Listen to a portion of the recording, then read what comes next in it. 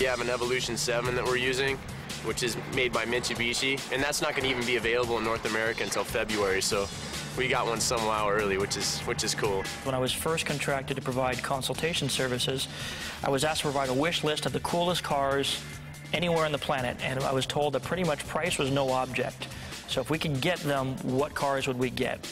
And of course, some of the top cars on the list were the Mitsubishi Lancer Evo 7, the new Mitsubishi Eclipse Spider, and the Mitsubishi Lancer OZ Rally Edition. It was kind of a dream list. I didn't expect to actually get what we asked for, but getting the Lancer Evo 7s was, I think, one of the turning points in the preparation of the movie. Now, Japanese manufacturers for a long time have been accused of watering down their offerings for the American marketplace. Well, Subaru came in with the WRX, had some success.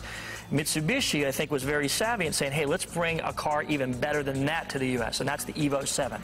You get in that car, and it's a supercar with 4 doors. It's single turbo, 280 horsepower, all-wheel drive, Brembo brakes, big wheels from the manufacturer, sticky tires, Recaro race interior. You get in that car, and it's awe-inspiring, to say the least. You take a look at Paul Walker, who plays Brian in the film, and Brian's more about speed and horsepower and functionality.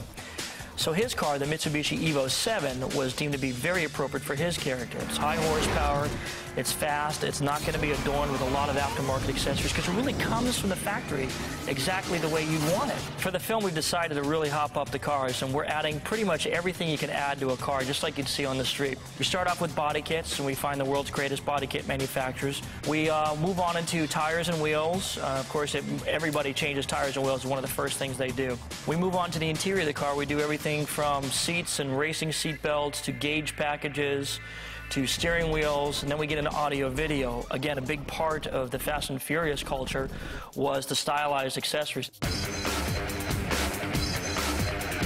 Having one hero car, you create one hero car, you need to have a total of 4 cars. One is called a buck car, which is a car that's cosmetically identical to the hero car, but will be used on a gimbal or on a sound stage in front of a green screen or a blue screen. So cosmetically, much of the car needs to be identical to the hero car. Then you have 2 other backup vehicles. They're usually stunt vehicles. And the stunt vehicle needs to be used on first unit, which is where the actors work, or on second unit, where the stunt sequences take place. So those cars will get banged up during a day scene or a night scene and have to be fixed and made ready for the next day. And that's a challenge because, again, the body kits on these cars are very elaborate, and a lot of surgery was involved to put them on. The tires and wheels aren't off-the-shelf items. They were specially built for these vehicles. The gauges on these cars are not something you just go down to Pep Boys and pick up. You know, they're pretty specialty items, so you've got to order them from Japan. Having 4 copies of every single thing that you need and having these cars ready 24/7 is going to be a challenge. That's kind of the sad part of my job, is watching what happens to these cars after filming begins. You've got the one hero car, which everybody tries to baby and tries to take real good care of because the hardware on it's more elaborate. Everything works on the car. So you're trying to take real good care of those cars. But the 3 replica cars, those things are trash. They might as well be rental cars in Bucks, North Tennessee, because they are tore up. They are jumped, they're skidded, they're flipped, they're banged into curbs. Body kits are ripped off 4, 5, 6 times.